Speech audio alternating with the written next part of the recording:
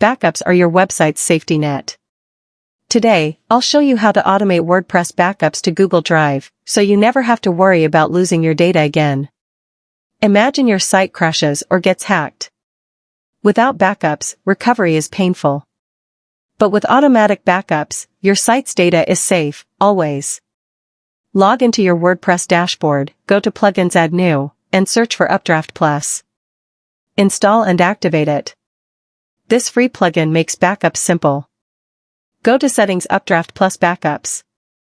Under Storage Options, select Google Drive.